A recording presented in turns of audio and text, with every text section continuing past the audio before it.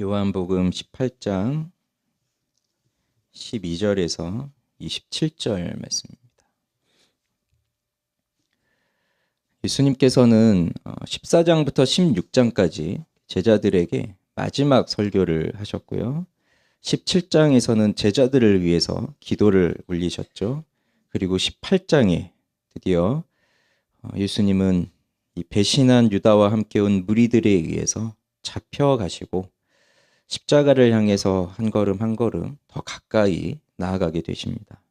오늘 보게 될 본문은 붙잡힌 예수님이 대제사장에게로 가고요. 그 다음에 제자 베드로가 나오고요. 또 대제사장 앞에 선 예수님이 나오고요. 또 제자 베드로가 나와요. 이렇게 요한이 이렇게 배치를 했어요. 대제사장, 제자, 대제사장, 제자 이런 식으로.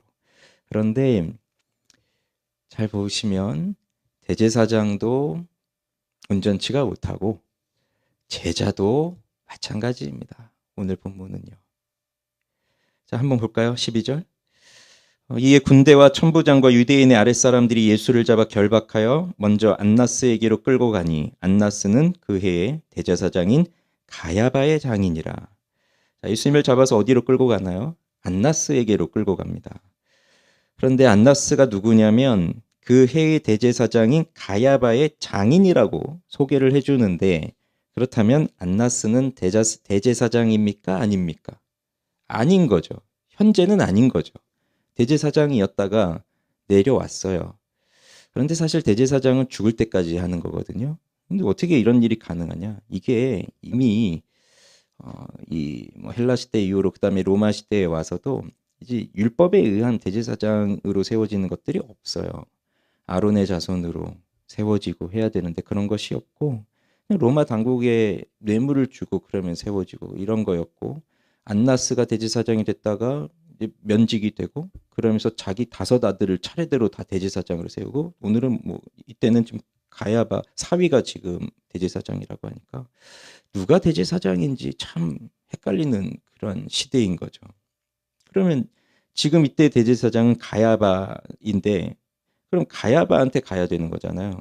근데 안나스한테 먼저 와서 신문을 받는단 말이에요. 요한복음 안에서는 가야바가 아니라 안나스에게 신문을 받는 장면만 등장하고 있어요. 그러면 이것이 정식적인 재판이 될 수 있을까요? 대제사장에게 재판을 받지 않는데 정식적인 재판이 될 수가 없는 겁니다. 14절, 가야바는 유대인들에게 한 사람이 백성을 위하여 죽는 것이 유익하다고 권고하던 자로라. 기억나실지 모르겠습니다. 11장에서 나사로를 죽은 나사로를 다시 살리고 나니까 사람들이 예수님 많이 따르니까 이 산헤드린 공의회가 예수를 죽여야겠다 이런 의결을 하죠. 그때 가야바라는 그 당시 대제사장이 한 사람이 백성을 위해 죽는 것이 유익하다라는 말을 했습니다.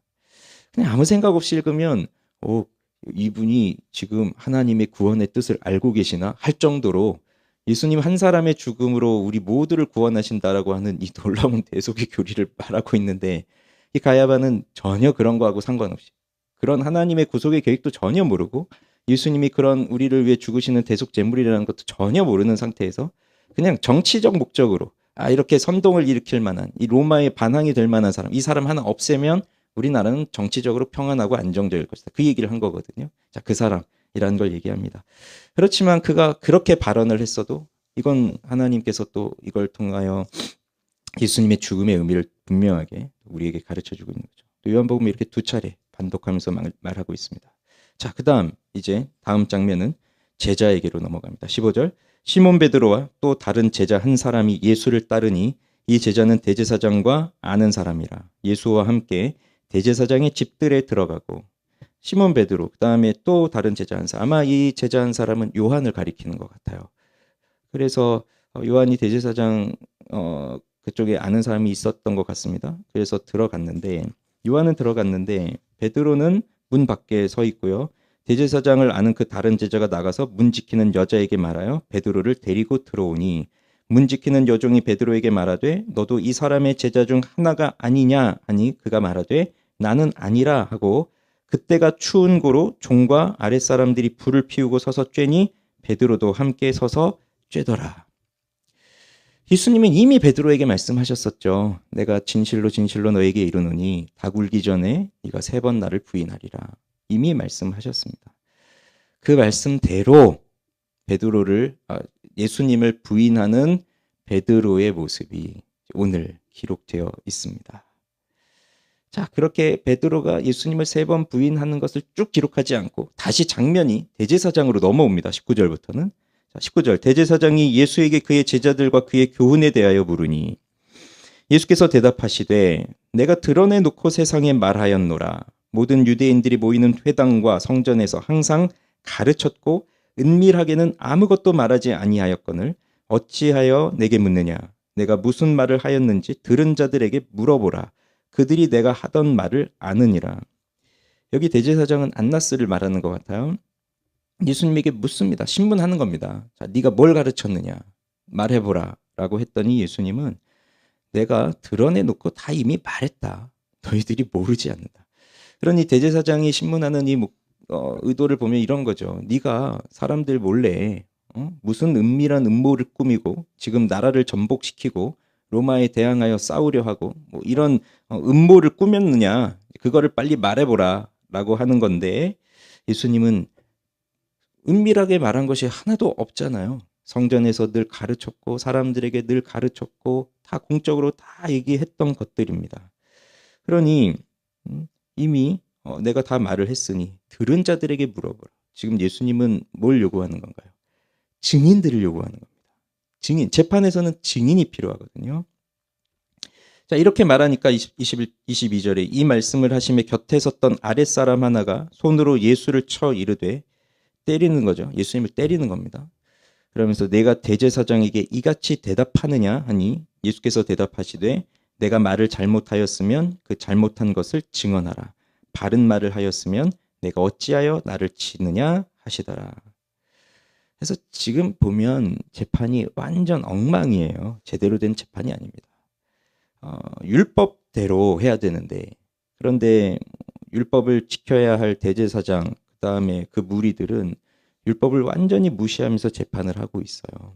지금 뭐 대제사장 자체가 진짜 대제사장이 아닌 사람이 지금 와 있고 그다음에 재판이 성립되려면 반드시 율법에 의하면 2-3명의 증인이 필요합니다. 무고하게 끌려올 수도 있잖아요. 모함을 씌워서. 그래서 그냥 죄인 하나 놓고 재판을 할 수가 없고 반드시 2-3명 이상의 증인, 2명 이상의 증인이 필요하고 그다음에 그 증인들의 증언이 완벽하게 일치해야 이 사람의 죄가 성립이 되는데 요한복음 안에서는 증인이 등장하지 않아요. 그다음에 다른 복음서에 보면 증인이 나오기는 하는데 좀 관점이 그런 것 같아요. 다른 복음서에서는 증인들의 증언이 일치하지 않는 것을 말하고 있고 요한복음 안에서는 아예 증인이 등장하지 않아요. 그래서 하고 싶은 말은 이 재판은 가짜다. 그러니까 그 정식적인 재판이 될 수가 없다. 지금 조건을 갖추지 못하고 있고 그다음에 사내들인 공의회는 원래 재판을 하면 낮에 해야 되는데 밤에 할 수가 없어요. 근데 지금 밤에 또 하고 있단 말이에요. 모든 것들이 제대로 된 절차에 의해서 이루어지지 않고 있습니다. 그렇게 되면 사실 재판 자체가 엉망이기 때문에 예수님의 유죄가 성립될 수가 없죠. 예수님의 죄가 없다는 것이 분명하게 더 증거되고 있는 건데 그럼에도 이들은 이미 작정을 했잖아요. 답을 정하고 지금 재판을 시작하고 있는 거거든요. 예수를 죽이기로 작정하고 지금 이렇게 재판을 하고 있는 거기 때문에 재판의 결과는 바뀌지 않습니다. 24절 안나스가 예수를 결박한 그대로 대제사장 가야바에게로 보내니라. 그래서 이제 가야바에로 가는 거죠. 자, 그런 다음 다시 장면이 베드로에게로 옵니다. 제자에게. 시몬 베드로가 서서 불을 쬐더니 사람들이 묻되 너도 그 제자 중 하나가 아니냐? 베드로가 부인하여 이르되 나는 아니라 하니 대제사장의 종 하나는 베드로에게 귀를 잘린 사람의 친척이라 이르되 내가 그 사람과 함께 동산에 있는 것을 내가 보지 아니하였느냐? 이에 베드로가 또 부인하니 곧 닭이 울더라. 자, 이렇게 베드로가 예수님을 3번 부인하는 모습. 자, 참 씁쓸한 모습으로 오늘 본문이 맞춰집니다. 우리 적용해 볼까요? 2가지, 늘 새벽마다 2가지를 보고 있는데 오늘은요. 우선 제자 베드로의 부인, 십자가의 길로 가는 예수님과 배반의 길로 가는 제자의 모습을 보겠습니다. 베드로는 예수님께 그랬죠. 모두가 주를 버릴지라도 나는 주님을 버리지 않겠습니다. 이렇게 장담을 했어요. 그리고 베드로는 다른 제자들과 함께 다니면서도 늘 리더의 역할을 하고 있었던 사람이었으니까. 그런데 예수님은 네가 나를 3번 부인할 것이다. 이것으로 베드로도 충격을 받을 것이고 다른 제자들도 충격을 받을 겁니다. 그 다음에 베드로가 또 뭘 했죠? 예수님을 잡으러 무리가 왔을 때 베드로는 아주 용감하게 칼을 빼들어서 한 사람의 귀를 내리쳤습니다. 이런 사람이 베드로였습니다. 그런데 예수님이 끌려가고 베드로도 예수님이 끌려간 그 대제사장의 집으로 가는데 그 뜰에 갔는데 문을 지키는 여종이 물어보는 거였어요. 너도 이 사람의 제자 중 하나가 아니냐 했을 때 베드로가 뭐라고 말하냐면 나는 아니라라고 말합니다. 오늘 본문에 보면 나는 아니라. 그리고 25절에 가면 또 나는 아니라. 그 다음에 27절에 또 부인하니 이렇게 해서 3번을 부인하는 것을 나오는데 특별하게 이제 볼 게 이거예요. 베드로는 나는 아니다라고 말을 했는데 이건 예수님의 하신 말씀과 대조가 됩니다. 18장 전반부에 보면 예수님은 기도를 마치시고 제자들과 함께 동산으로 가시는데 그 동산은 제자들과 가끔 가던 곳이었고요. 그래서 요한은 이걸 어떻게 설명하냐면 자주 가끔 가던 곳이기 때문에 가룟 유다도 잘 알고 있는 곳이라고 했어요. 그러면 예수님은 가룟 유다가 배반할 것을 이미 알고 있었잖아요. 그러면 유다에 의해서 붙잡히지 않으려면 유다가 모르는 장소로 가셔야 되잖아요. 그런데 예수님은 어디로 가세요? 유다가 잘 아는 곳으로. 지금 예수님과 제자들은 여기 가겠구나 충분히 짐작할 수 있는 곳으로 가시잖아요. 뭘 뜻하겠습니까? 예수님이 죽지 않으려고 작정을 하신다면 얼마든지 피할 수 있습니다. 유다의 계략을 다 알고 있기 때문에. 그런데도 유다가 잘 아는 곳으로 갔고요. 그 다음에 자신을 잡으러 온 사람들에게 누구를 찾느냐? 나사렛 예수다. 이렇게 나사렛 예수를 찾고 있다라고 했을 때 예수님이 뭐라고 말하시냐면 내가 그니라 라고 5절, 6절, 또 8절 이렇게 3번이 나옵니다. 내가 그니라. 우리 성경엔 내가 그니라라고 번역이 되어 있지만 이게 헬라어에 보면 에고 에임이에요. 우리 요한복음에 에고 에임이 7차례 자신을 예수님께서 사실 에고 에임이라고 해서 나는 무엇이다 이렇게 자신을 설명하셨는데 에고 에임이 I am입니다. I am. 그냥 나는 이다. 근데 그 표현이 뭐냐면 구약에서 하나님께서 자신을 나타냈을 때 나는 스스로 있는 자다. I am that I am. 나는 스스로 있는 자다. 그것을 표현한 것이 에고 에임이에요. 근데 놀라운 게 뭐였냐면 예수님께서 내가 그다. 그러니까 에고 에임이 나는 나다라고 했을 때 나는 이다라고 했을 때 거기 잡으러 온 군인들과 무리들이 어떻게 됐냐면 거기서 엎드려져 버려요. 나가 떨어져 버리는 거죠.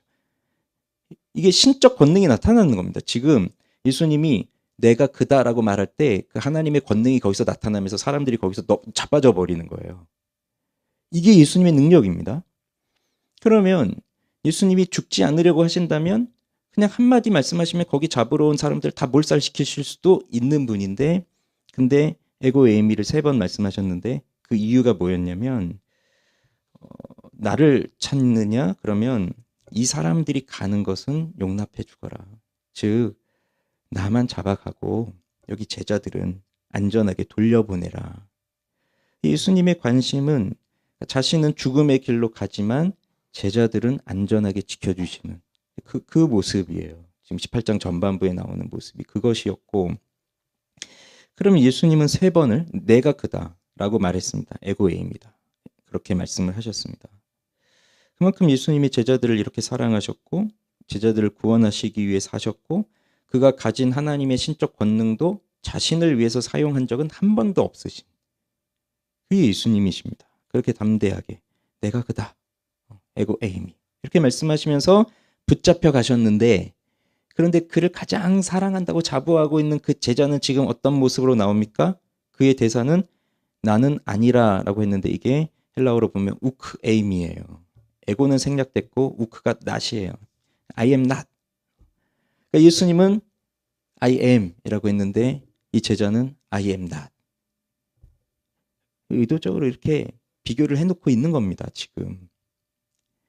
그러면서 예수님은 내가 그다라고 하면서 끌려가셨는데 끝까지 예수님을 버리지 않겠다고 장담했던 제자 베드로는 나는 아니다 하면서 결국 예수님을 부인하는데 예수님 3번 내가 그다 말했죠. 베드로는 3번 나는 아니다 말합니다. 그리고 예수님은 도살장에 끌려가는 짐승처럼 그냥 아무런 데나 내팽겨쳐진 거예요. 죄수를 끌고 왔는데 무슨 죄수를 무슨 호화스러운 곳에 따뜻한 곳에 대우하면서 그렇게 데려와 줬겠습니까? 지금 날씨가 춥다고 하고 있잖아요. 추운 날 밤인데 그냥 죄수니까 그냥 아무렇게나 차가운 곳에 내던져진 거고요. 근데 베드로는 지금 뭐 하고 있죠? 불을 쬐고 있어요. 따뜻하게. 누구랑? 예수를 잡아온 그 무리들과 함께. 그렇게 그 속에 들어가서 나는 아니다 라고 말하면서 그럼 자신은 뭐라는 겁니까? 지금 예수님을 붙잡아온 저 사람들과 하나가 돼가지고 거기 들어가 있는 겁니다. 예수님은 차가운 곳에 내던져졌고 베드로는 따뜻한 불을 쬐고 있으면서. 그래서 씁쓸한 장면이에요. 지금 오늘 이 장면은. 예수님이 이렇게 버림을 받으십니다. 예수님을 미워하는 사람들에게만 버림을 받은 것이 아니라 예수님을 사랑한다고 고백하는 제자에게도 버림을 받으신 겁니다. 십자가에서의 죽음은 예수님을 미워하는 사람들, 죽이기로 작정한 사람들에게만 버림을 받은 게 아니라 끝까지 예수님을 따르겠다고 하는 사랑한다고 하는 제자들에게도 버림을 받으셨어요. 우리는 어떻습니까? 말로는 예수님을 사랑한다고 고백은 합니다. 그렇지만 우리도 위험한 순간에 닥치면 나는 아니다. 나는 아니다. 너 예수님의 제자지? 나는 아니다. 너 예수님 사랑한다며? 나는 아니다. 언제든지 그렇게 예수님을 부인하며 저 어둠의 세력과 함께 따뜻한 불을 쬐고 있는 것이 우리의 모습이 아니었나요? 누가 오늘 여기서 이 베드로를 정죄할 수 있습니까? 어떻게 너는 예수님을 부인하지 않겠다고 했고 너 예수님 수제자라며 근데 어떻게 3번이나 예수님을 부인할 수 있니? 아니 미리 알려주셨잖아 너 그런다고. 그러면 대비를 하고 하지 말았어야지. 너 어쩜 그럴 수 있니라고 누가 정죄를 할 수 있겠습니까? 누가 베드로에게 돌을 던질 수 있을까요? 아무도 없습니다. 왜? 우리가 다 그렇게 살고 있습니다. 아니 베드로는 3번 부인했다면 우리는 셀 수 없을 만큼 부인하면서 살고 있습니다. 나는 아니다. 그렇지만 우리의 이런 모습으로 인하여서 예수님은 잡혀가셨고 예수님은 십자가에 달려 죽으셨고 그리고 우리를 다시 살리십니다. 우리를 회복하십니다. 우리를 구원하십니다. 그래서 원래대로 두면 나는 예수님 부인하면서 사는 사람이지만 십자가의 은혜는 나를 그냥 그렇게 내버려 두지 않습니다. 베드로가 나중에 어떻게 되시는지 아시잖아요. 이렇게 비록 예수님 부인했지만 예수님은 베드로를 그냥 그대로 버려두시지 않으시고 다시 찾아가시잖아요. 네가 나를 사랑하느냐? 내 양을 맡으라. 내 양을 먹여라. 네가 나를 사랑하느냐? 물어보시잖아요. 그리고 베드로를 변화시키시죠. 베드로가 변화되는 거죠. 그게 십자가의 은혜입니다. 그러니 오늘도 우리는 주님의 은혜를 구해야 돼요. 우리가 주님을 버리지 않도록 예수님이 끝까지 나를 사랑하셨듯이 나도 예수님을 사랑하도록 끝까지 내 힘으로 할 수 없습니다. 그러니 주님 나를 도와주십시오. 오늘도 주님 은혜를 구해야 됩니다. 그거는 매일매일. 자, 2번째.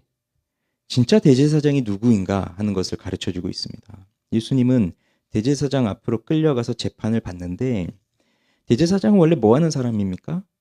백성들을 대신하여 하나님께 제사를 드리고 백성들의 죄를 중보하고 끊어졌던 하나님과의 관계를 회복하고 그런 역할을 하는 게 대제사장입니다. 하나님이 세우신 직분이고요. 그러니 이건 사람이 만든 것이 아니고 사람이 뭐 내가 하고 싶다고 하는 것도 아닙니다. 그러나 지금 이 당시는 사람이 하고 싶은 대로 하고 있습니다. 뇌물을 줘서 그 직을 받고 이렇게 하고 있습니다. 그러니 완전 엉망이죠. 여기 나오는 안나스는 역사에 의하면 백성들의 피를 빨아먹는 아주 나쁜 사람이었던 거예요. 그 권력에 딱 붙어가지고 사람들의 피를 빨아먹는 그런 사람이었습니다. 대제사장은 예수님한테 네가 가르쳤던 교훈을 네가 말해라 라고 했지만 근데 예수님이 한마디 하셨잖아요. 나는 드러내놓고 다 말했다. 그 말에 여기 나오는 이 대제사장은 한마디도 못합니다. 대사가 없어요. 한마디도 못해요. 왜 그렇죠? 그는 진정한 대제사장이 아니기 때문에. 진정한 대제사장이 한마디 하시니까 그 다음에는 입을 닫아버립니다. 말할 수가 없습니다. 어둠은 빛을 극도로 싫어합니다. 그러나 빛 앞에서는 어떠한 힘도 발휘할 수 없습니다. 어둠이 있다가 빛이 비치면 어둠은 그 빛으로 인해 사라질 뿐입니다. 그러니 가짜 대제사장이 대제사장 행세를 하면서 자기 권력을 부리고 있지만 진짜 대제사장 앞에서는 한마디도 못하는 겁니다. 입을 싹 다물고 그냥 죽여버려라 이렇게 가는 거죠. 그러면서 진짜 대제사장이 누구인가를 우리에게 보여줍니다.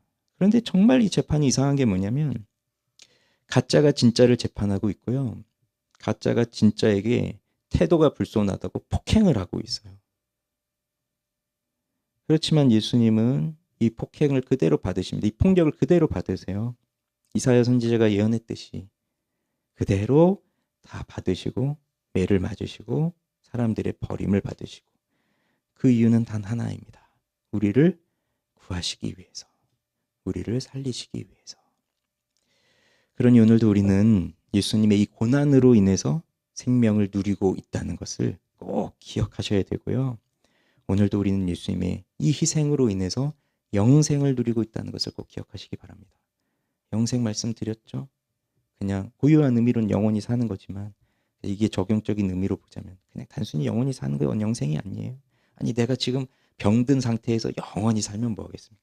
죄 가운데에서 이 죄를 짓고 사는 인생을 영원히 살면 뭐 하겠습니까? 그건 행복이 아니라 고통이죠. 영생은 나중에 우리 죽어서 천국 가서 갖는 게 영생이 아니라 영생은 예수 그리스도를 믿음으로써 우리의 머리이신 예수님을 통하여 우리 삼위 하나님의 놀라운 하늘의 자원과 이 땅의 자원을 공급받으면서 그 안에서 예수님과 함께 하나님과 친밀한 교제를 갖고 사는 것이 영생이고 그것이 지금 이미 이루어진 겁니다. 누구에게? 참 하나님 그리고 그가 보내신 예수 그리스도를 아는 자들에게 주어진 것이 영생. 예수님은 우리에게 이 생명을 주시기 위해서 생명의 근원이신 그분께서 생명을 버리십니다. 그리고 우리에겐 생명을 주십니다. 그리고 오늘도 우리가 누리는 건 바로 영생이에요. 생명이에요. 그래서 이걸 기억하고 예수님을 더 사랑하게 해주십시오 라고 기도하는 우리가 되기를 바랍니다. 자, 기도합시다.